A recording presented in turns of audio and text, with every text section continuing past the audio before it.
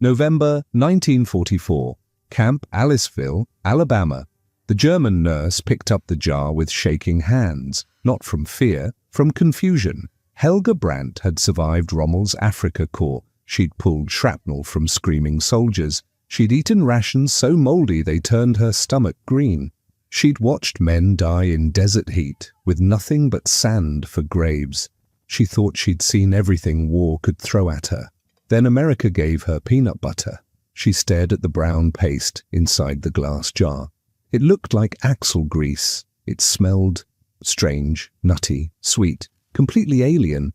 Across the table, 33 other German women, prisoners of war, all of them, stared at identical jars with identical confusion. An American guard walked by, eating it, just scooped it straight from the jar with a spoon. No bread, no shame. She ate it like it was ice cream and smiled. "Best thing in the world," the guard said. "You'll love it." The German women thought she was mocking them, some kind of American joke. Feed the prisoners machine grease and watch them suffer. But then Helga noticed something that made her blood run cold. The American guards weren't eating different food. They were eating the exact same thing. Same bread, same soup, same mysterious brown paste. Officers, cooks, guards, everyone ate it. Some even fought over it. These Americans, they actually loved this stuff. And that's when Helga realized something terrifying. Everything she'd been told about America might be a lie, because back in Germany, the newspapers said Americans were starving. The radio said their economy had collapsed. The propaganda films showed breadlines and poverty and weakness, but starving people don't make butter out of peanuts. What happened next changed 34 women forever. Within 3 days, Helga would be sneaking extra jars back to her bunk, trading her mother's silver earrings for 4 spoonfuls, lying awake at night wondering what else the Reich had lied about. Within 2 weeks, the camp would run out of peanut butter because German prisoners consumed 3 times the expected supply. Within a month, a complete underground economy would form, where peanut butter became more valuable than cigarettes, more precious than gold, more powerful than any propaganda. And by the time these women returned to destroy Germany in 1947, they would carry something more dangerous than any weapon: the truth. Want to know what happened when Helga took her first bite? When 40 jars vanished in a single breakfast? When enemy prisoners started learning English just to read the label? When American abundance accidentally destroyed Nazi propaganda 1 spoonful at a time? The train stopped with a loud screech, metal against metal. The sound echoed through the Alabama countryside. It was November 1944. The air was cool but humid, different from the dry heat of North Africa where these women had been captured. 34 German women stepped off the train at Camp Aliceville. Their boots hit American soil for the first time. They were not soldiers in the traditional sense. They were Wehrmacht auxiliaries, nurses who had bandaged wounds in field hospitals, signals operators who had sent messages across battle lines, secretaries who had typed orders for generals, women who had served the Reich in ways that did not require pulling triggers. Now they were prisoners of war in a country they had been taught to hate. Helga Brandt was 26 years old. She had been a nurse in Rommel's Afrika Korps. She had seen men die in the desert sand. She had eaten rations so bad they made her sick. She had been captured when Allied forces overran her medical station. For 3 months, she had moved through processing camps, first in Algeria, then Morocco, then onto a ship crossing the Atlantic Ocean. She expected the worst from Americans. Back in Germany, the newspapers had painted a clear picture. America was weak. Its people were starving. The Great Depression had broken them. They had no food, no strength, no future. And they hated Germans. Any prisoner sent there would suffer. But Camp Aliceville did not look like suffering. The camp had been built in 1942 to hold captured enemy soldiers. At its peak, it held over 6,000 German prisoners. The women's section was smaller, separated by fences, but built to the same standard. Wooden barracks with real beds, showers with hot water, a medical clinic, a recreation area. Helga looked around. This is a prison, she thought. The guards led them to the mess hall for their first meal. The building was large and clean, long wooden tables stretched across the room. The smell hit them immediately. Bread, meat, something cooking on stoves, and underneath it all, a strange, nutty smell that none of them recognized. They sat down on benches. American kitchen staff, some of them women, brought out plates, soup with vegetables, white bread, soft and fresh, canned peaches in sweet syrup, meat that was actually identifiable as meat, and on every table sat glass jars filled with brown paste. Helga stared at hers. The substance inside was thick. It clung to the sides of the jar like grease. The color reminded her of mud, or maybe machine oil. A paper label said 2 words in English: peanut butter. "What is this?" asked Ingrid, the woman next to her. Ingrid was 22, a signals operator from Hamburg. She picked up the jar and turned it in her hand. Nobody knew. They watched the American staff. A young woman in a kitchen apron walked by with her own sandwich. She had spread the brown paste thickly on bread. She took a big bite and chewed happily, like it was the most normal thing in the world. A guard named Betty noticed their confusion. She walked over with a smile. "Peanut butter," she said slowly, pointing at the jar. "You eat it. It's good." She opened a jar, took a spoon, scooped out a large portion, and ate it directly. No bread, just peanut butter on a spoon. She closed her eyes like she was enjoying something wonderful. The German women watched in complete confusion. "Americans eat this," Helga whispered in German, "like this, every day." Another guard, an older woman named Ruth, overheard through a translator. She laughed kindly. "Honey, I've eaten peanut butter every day since I was 5 years old. My kids eat it. My husband takes it to work. Every family in America has a jar in their kitchen." Helga did the math in her head. Every family, there were over 130 million Americans. If every family had peanut butter, that meant millions of jars. Millions and millions, but they told us Americans were starving. That first meal, the German women ate the bread, they ate the soup, they ate the peaches, but the jars of peanut butter sat untouched, too strange, too suspicious. Perhaps it was some kind of trick. "It looks like axle grease," one woman muttered. Others laughed nervously, but Helga noticed something. The American staff did not eat different food. They ate the same things: same bread, same soup, same peanut butter. Guards and prisoners shared the same meals. In German camps, that would never happen. Prisoners ate scraps, guards ate well. The difference showed who had power, but here the lines blurred in ways that made no sense. That night, lying in her bunk, Helga could not sleep. Not because of fear, not because of discomfort. The bed was actually soft. The blanket was warm. She could not sleep because of those jars.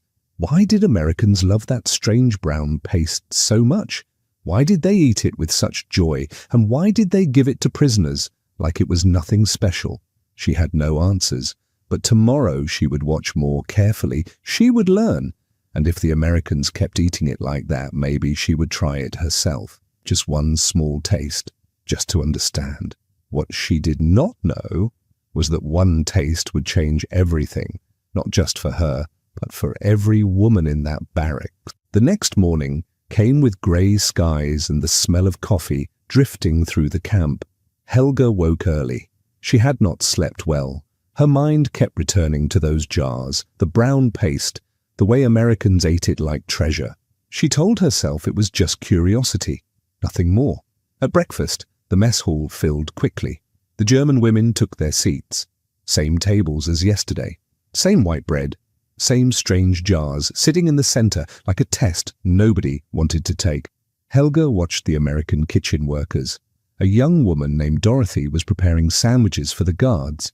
She spread peanut butter on one slice of bread. Then she opened another jar and spread something red on the second slice. Strawberry jam. She pressed the slices together and wrapped it in paper. PB&J, Dorothy said to another worker. Best lunch there is, peanut butter and jam. Together, Helga filed this information away. For 15 minutes, the German women ate everything except the peanut butter. The bread disappeared. The eggs disappeared. The coffee was drunk to the last drop. but the jars remained sealed. Then Ingrid spoke. "I cannot stand this anymore," she said quietly. "I must know why they love it so much." She reached for a jar. The women at her table went silent. Ingrid twisted the lid. It popped open with a soft sound. The smell rose immediately. It was rich, nutty, a little sweet, unlike anything from German kitchens, not unpleasant, but deeply foreign, like smelling a spice from a country you had never visited. Ingrid took a knife and spread a thin layer on bread, very thin, almost invisible. She lifted the bread to her mouth. Everyone watched. She took the smallest possible bite. She chewed slowly. Her face showed nothing at first. Then her eyebrows rose. She chewed more, swallowed, looked at the bread in her hand like it had betrayed her. "Well?" Helga asked. "Is it terrible?" Ingrid shook her head slowly. "No." "Is it good?" Ingrid took another bite, a bigger one this time. She chewed with her eyes closed. "It is very good," she finally said. "It is salty and sweet at the same time. It sticks to your mouth. It fills you up. It tastes like—" She struggled for words. "It tastes like energy, like strength." Helga felt something shift in the room. Other women leaned forward. Hands reached for jars. Lids twisted open one by one. The nutty smell spread across the entire table. One woman tried it and nodded. Another tried it and smiled for the first time since capture. A third woman, a nurse named Britta, who had barely spoken in weeks, tasted it and whispered, "Mein Gott." Within 10 minutes, Helga's table had emptied 2 jars completely. She finally tried it herself. The texture was strange, thick and sticky. It clung to the roof of her mouth, but the flavor was remarkable. Rich and deep, salty enough to satisfy, sweet enough to comfort. Her body responded instantly. After months of poor rations, her starving cells recognized real nutrition. Protein, fat, calories. Her body knew what her mind did not. This food could keep you alive. She took another bite, then another. By the end of breakfast, something extraordinary had happened. Every jar on every table was empty. 47 jars consumed in a single morning. American kitchen staff stood watching with wide eyes. "Yesterday, they would not touch it," one cook said. "Today, they ate everything we had." Dorothy laughed and shook her head. "Peanut butter does that. It converts everyone eventually."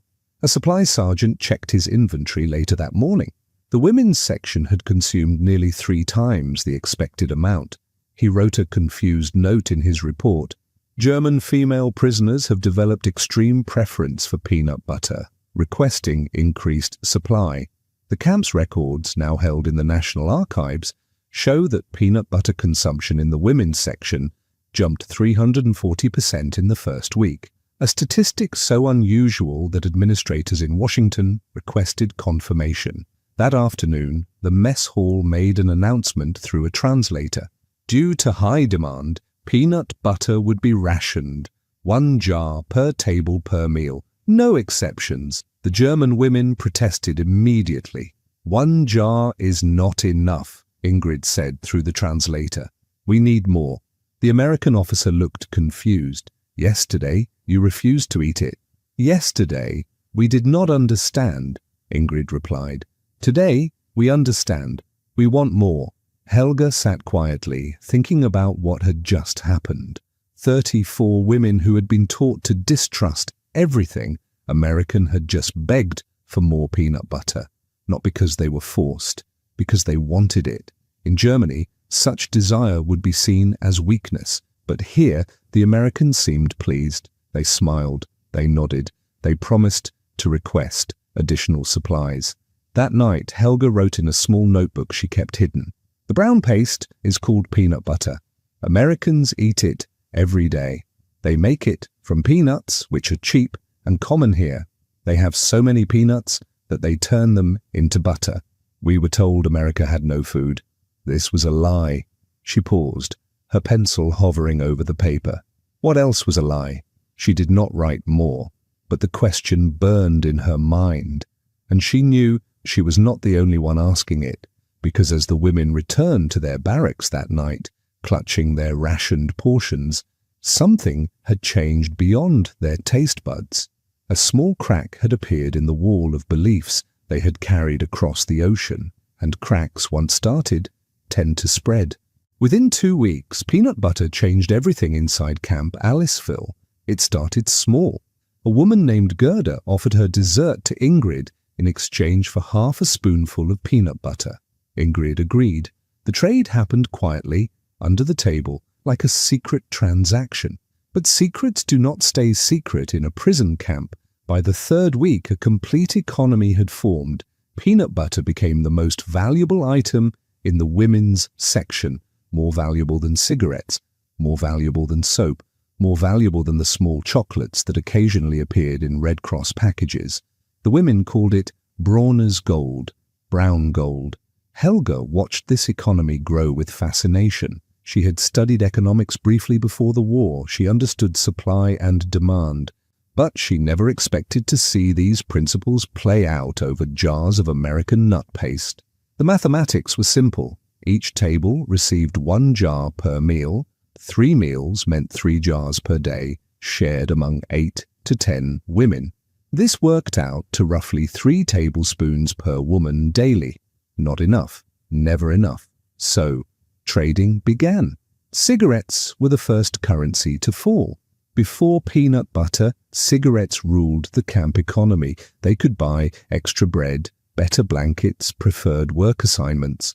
American guards traded them. Prisoners hoarded them. But now, a pack of 20 cigarettes could only buy 2 tablespoons of peanut butter. Within a month, cigarettes had lost half their trading value. Camp records from December 1944 show that cigarette trades dropped by 62%, while food-based trades increased dramatically. A new hierarchy emerged based on peanut butter wealth. Women who worked in the kitchen had advantages. They saw the jars first. Sometimes a lid was loose, sometimes a jar was slightly damaged. These imperfect jars disappeared before reaching the mess hall. Kitchen workers became the richest women in camp. Helga heard stories of elaborate trades. One woman traded her wedding ring for 6 jars. Another traded a gold bracelet she had hidden from guards. A third woman offered to wash another prisoner's clothes for a month in exchange for daily peanut butter portions. "We have become crazy," Britta said one evening, "trading gold for groundnuts. Our families would not believe it." But the hunger was real, not just physical hunger, emotional hunger. The peanut butter represented something beyond nutrition. It represented comfort in a foreign land, pleasure in captivity, a small daily joy in a joyless situation. Maria Schmidt was 41 years old, the oldest woman in the camp. She had been an administrative secretary for a Wehrmacht general in Tunisia. She kept a detailed diary throughout her imprisonment. Years later, her granddaughter donated it to a historical archive in Munich. One entry from December 1944 reads, "I traded my mother's earrings today. Silver with small pearls. She gave them to me when I was 18. I traded them for 4 jars of the American peanut butter. I do not regret it. When I eat it, I feel human again. My mother would understand. She always said that food feeds the soul, not just the body." The American guards noticed the trading but rarely interfered. Some participated themselves. Guard Betty became known for accepting peanut butter as payment for small favors. Extra time in the recreation area, a warmer blanket, a newer pillow. "I shouldn't do it," Betty admitted to another guard. "But have you seen how happy it makes them? They light up like kids at Christmas." The camp commander, Colonel Harold Morrison, documented the phenomenon in his monthly report to Washington. German female prisoners have developed an unusual attachment to peanut butter rations. This attachment has created a stable internal economy that reduces conflicts and improves cooperation. I recommend maintaining current supply levels as a morale management tool. Washington approved increased shipments. By January 1945, the women's section received 40% more peanut butter than standard POW allocations. The decision was practical, not generous. Happy prisoners caused fewer problems, but something deeper was happening beneath the trading and hoarding. The obsession with peanut butter forced the women to interact with their captors. They asked questions. Where does peanut butter come from? How is it made? Why do Americans love it so much? The answers unsettled them. Guard Ruth explained one afternoon. Peanuts grow all over the South, Georgia, Alabama, Mississippi. Farmers grow millions of acres. We have so many peanuts, we don't know what to do with them all. So we make peanut butter. We make peanut oil. We make peanut candy. We feed peanuts to animals. Millions of acres. So many that they fed peanuts to animals. Ingrid translated for the other women. The barracks went quiet. In Germany, food was rationed strictly. Bread contained sawdust to stretch flour supplies. Meat was rare. Butter was a luxury. Families counted every gram. But America grew so many peanuts they gave them to pigs. Helga remembered the Nazi newspapers, the speeches on the radio. America was weak. America was starving. America would collapse under the weight of its own failure. This was why Germany would win. This was why sacrifice was necessary. Lies, all of it. The realization spread slowly through the barracks like cold water seeping into a basement. It did not come with anger. It came with exhaustion. The exhaustion of women who had believed, truly believed, that their suffering served a purpose. Now they ate brown paste made from surplus nuts, and every spoonful whispered the same terrible truth. We were fools, Maria wrote in her diary that night. We believed men who told us the world was a certain way. Now we eat American peanuts and see the world as it truly is. This is the worst kind of awakening, the kind that comes with shame. The trading continued, the hoarding continued, but something else was growing alongside the brown gold economy. Doubt. And doubt, once planted, grows roots that reach far deeper than any prison fence. The questions started quietly, whispered between bunks after lights out. If they lied about peanut butter, what else was a lie? Helga heard the whispers every night. Women who had believed in German victory now wondered about German honesty. Women who had trusted their leaders now questioned everything they had been told. It was February 1945. The war was turning badly for Germany. News reached the camp through guards, through new prisoners, through American newspapers left carelessly on tables. Soviet forces were pushing toward Berlin. Allied bombers destroyed German cities nightly. The Reich was crumbling. But for the women at Camp Aliceville, the external war mattered less than the internal one. The war inside their own minds. Ingrid approached Helga one evening. Her face was troubled. "I have been thinking," she said, "about what we were taught." "About what?" "About everything." Ingrid sat on Helga's bunk. "They told us Americans were weak, that their soldiers were cowards, that their economy had failed, that their people starved while rich Jews controlled everything." Helga nodded slowly. She had heard the same things. Everyone had. "But look around us," Ingrid continued. "These Americans have enough food to feed their enemies. They have peanut butter for prisoners. They have white bread every day. They have chocolate and coffee and meat. Their guards are healthy and strong. Their buildings are solid and clean." She paused, struggling with words. Either everything we were told was wrong, or we are in some kind of dream. And this does not feel like a dream. The camp library became an unexpected battleground for truth. American authorities allowed prisoners access to books and magazines. The goal was education and rehabilitation. The result was demolition of Nazi beliefs. Life magazine arrived monthly. The women saw photographs of American factories producing tanks, planes, and ships in quantities beyond imagination. In 1944 alone, American factories produced 96,318 aircraft. Germany produced 39,807. The difference was staggering. They saw photographs of American farms stretching to horizons, golden wheat, green vegetables, orchards heavy with fruit, cattle by the thousands. They saw photographs of American families eating dinner, tables loaded with food, children drinking milk, mothers serving portions that would feed a German family for days. "This cannot be real," one woman insisted. "It is American propaganda." But Guard Dorothy overheard through the translator. She laughed without cruelty. "Propaganda? Honey, those pictures are from regular families. That's how we live. That's how we've always lived. My family had a farm in Kansas. We threw away more food than you probably ate in a month, not because we were wasteful, because we had too much. Too much. The concept was almost impossible to understand. In Germany, having enough was a dream. Having extra was a fantasy. Having too much was simply not possible.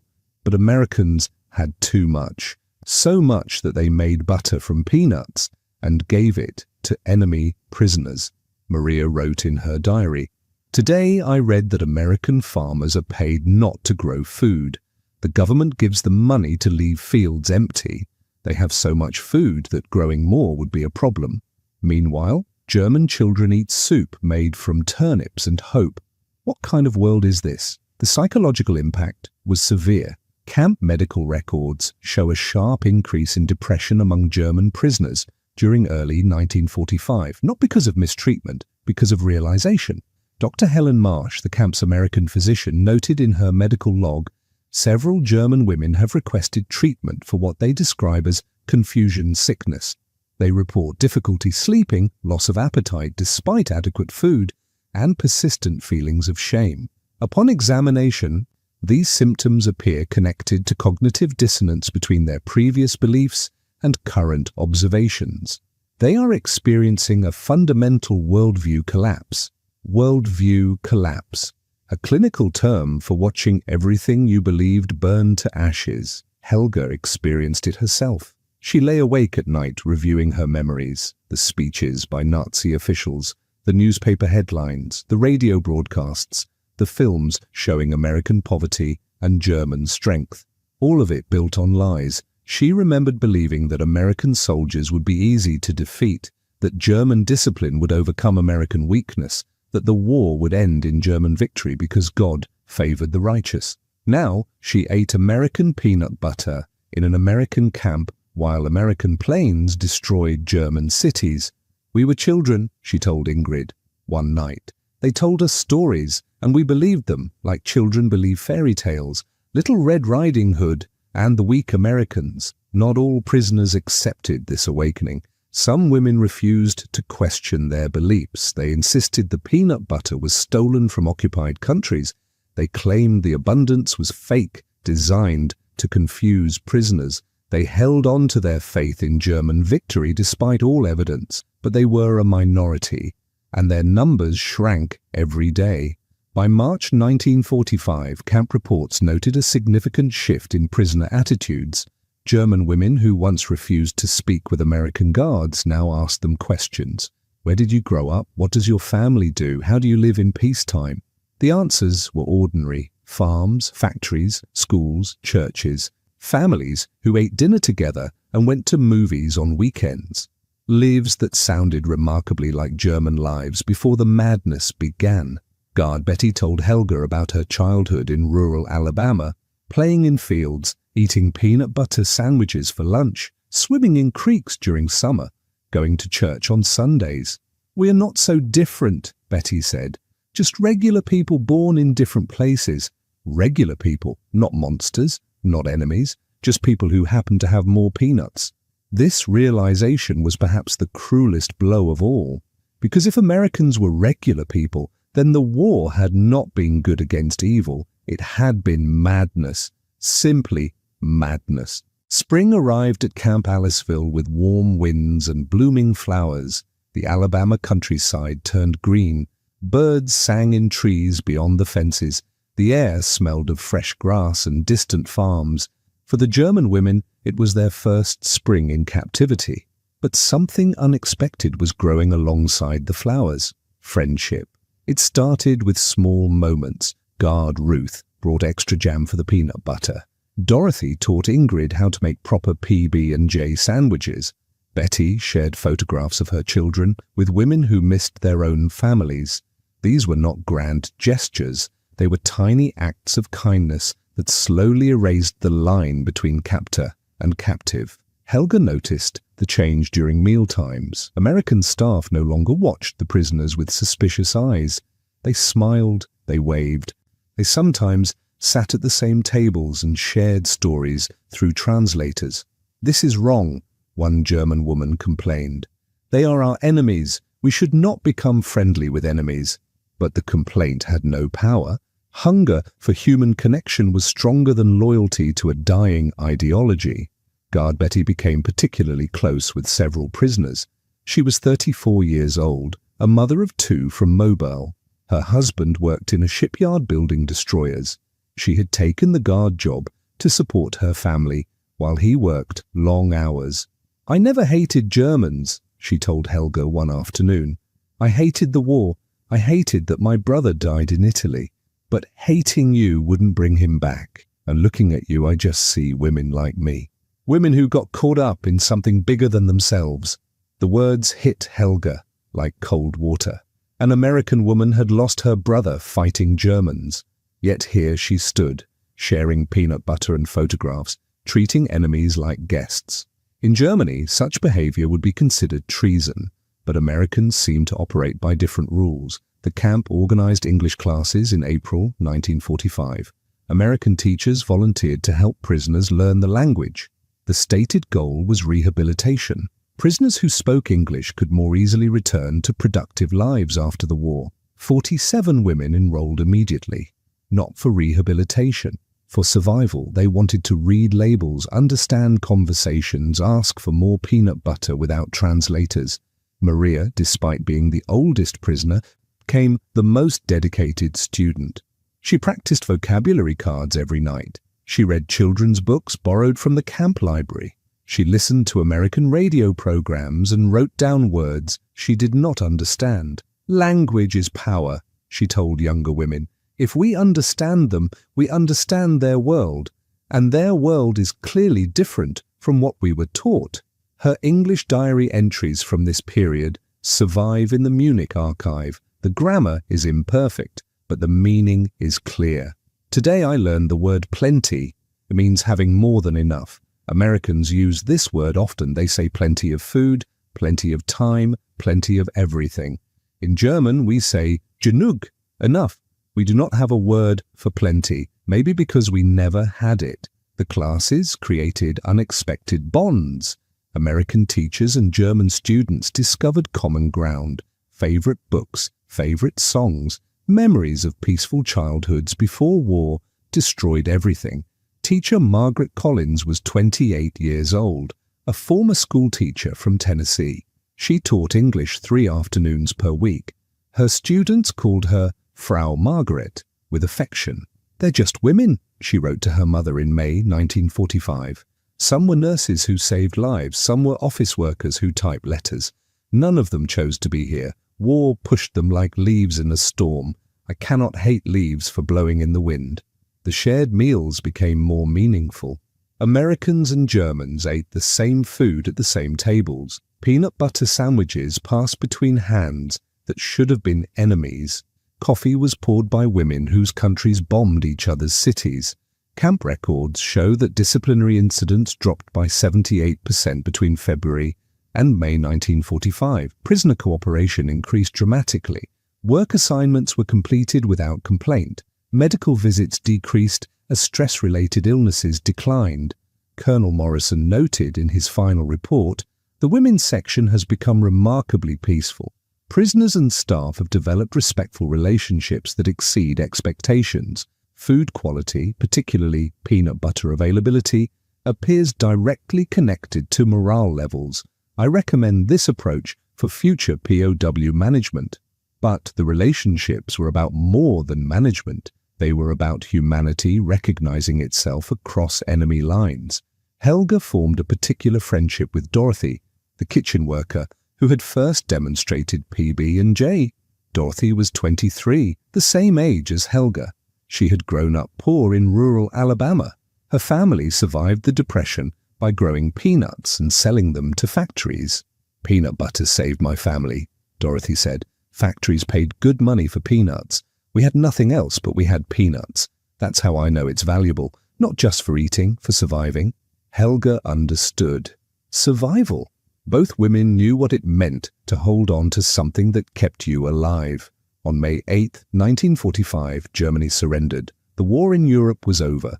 News reached Camp Aliceville by radio. American staff celebrated. Some cried with relief. Husbands and sons might finally come home.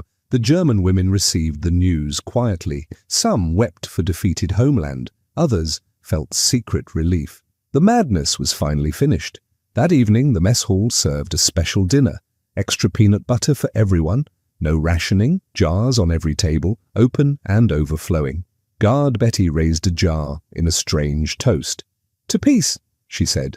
"May we never need prison camps again." Helga lifted her own spoonful of peanut butter. "To peace," she repeated in careful English. "And to plenty?" The word felt foreign on her tongue, but perhaps, she thought, it was a word worth learning.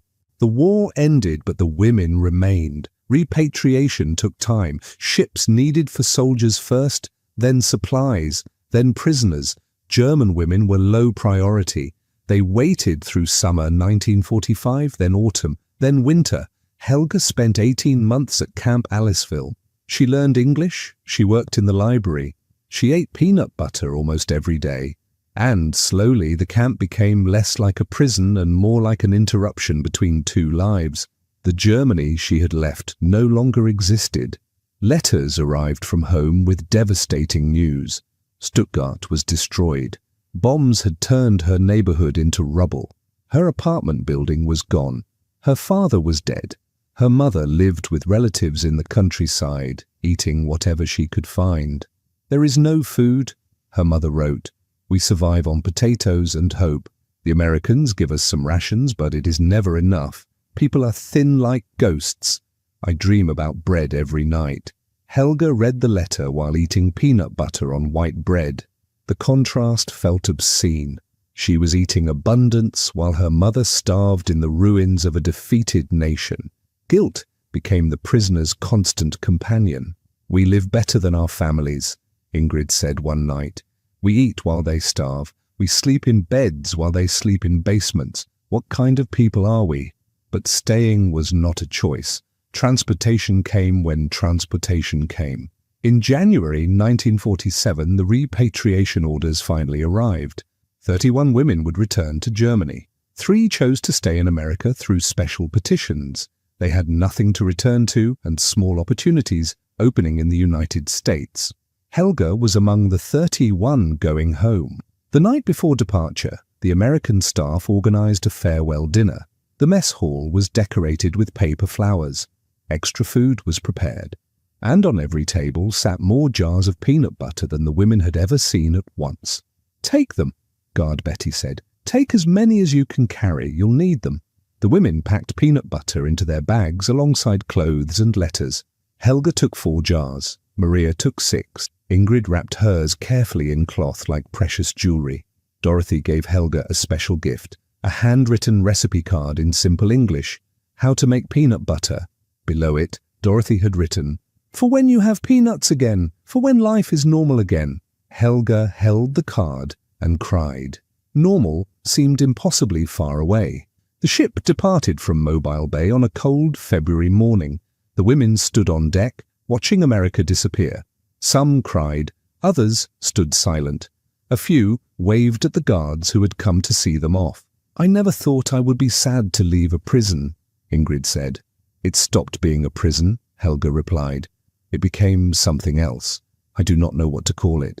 The journey across the Atlantic took 12 days.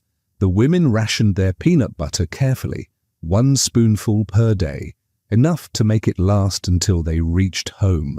Home was not what they remembered. Hamburg was destroyed. Berlin was divided. Cities across Germany were landscapes of broken stone and desperate people. Millions homeless, millions hungry. The victorious Allies administered zones of occupation, American, British, French, and Soviet sectors, carved up the nation like a pie. Helga arrived in Stuttgart in March 1947. The train station still stood, damaged but functional. She walked through streets she no longer recognized. Rubble everywhere. Buildings collapsed into themselves, people moving through ruins like ghosts, searching for their former lives. Her mother had aged 20 years in 3. They held each other and wept without words. That night, Helga opened 1 jar of peanut butter. She spread it on dark bread, the only kind available. Her mother tasted it cautiously. "This is American?" she asked. Yes, they eat it every day. Even prisoners ate it every day. Her mother chewed slowly. Her eyes filled with tears. We were told they had nothing, she whispered. The radio said Americans were starving. The newspapers said their cities were falling apart. She took another small bite. But this tastes like wealth, like abundance. Because it is, Helga said. Everything we were told was backwards. They have everything, we have nothing. That is the truth. The peanut butter lasted 2 months. Helga made it stretch by eating tiny portions. Each taste brought memories of Alabama, clean barracks, full plates, American guards who became friends. In 1948, the Berlin airlift began. Soviet forces blockaded West Berlin. American planes flew supplies into the city. Food, coal, medicine. Day after day, night after night, American planes landed with cargo that kept 2 million Germans alive. Among the supplies were jars of peanut butter. Helga heard about it through letters from women in Berlin, former prisoners who recognized the jars immediately.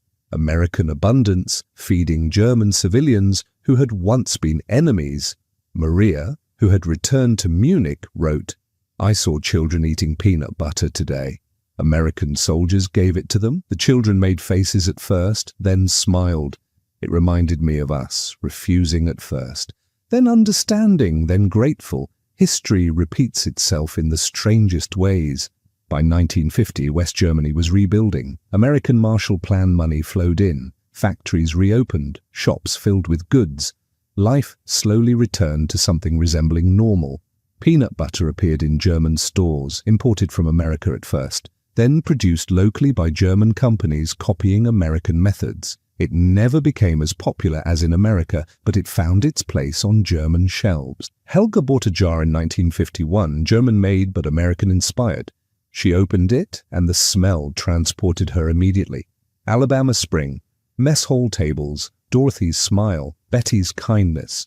The strange period when enemies became something closer to friends. She wrote a letter to Camp Aliceville.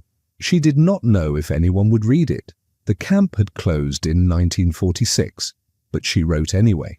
You fed us peanut butter like it was nothing special. For you, it was ordinary. For us, it was proof that everything we believed was built on lies. You showed us abundance when we expected cruelty. You gave us kindness when we deserved punishment. The peanut butter was not just food, it was education. It taught us that the world was different than we had been told. Thank you for that lesson. It was harder than any punishment, but more valuable than any mercy. She never received a reply, but writing the letter brought closure. Years later, Helga told her grandchildren about the war, about being a prisoner in America, about the strange brown paste that changed everything. What did you learn? Her grandson asked. Helga thought carefully before answering. I learned that truth tastes different than propaganda. Propaganda is thin, like watered soup, but truth is thick and rich and fills you up, like peanut butter. Once you taste real truth, you cannot go back to believing comfortable lies. The lesson was simple but profound. Sometimes the most powerful weapon is not violence. It is casual abundance shared without thought. It is kindness given to enemies. It is ordinary plenty that reveals extraordinary lies. America's greatest victory was not military. It was showing starving prisoners that everything their leaders told them was false. One peanut butter jar at a time.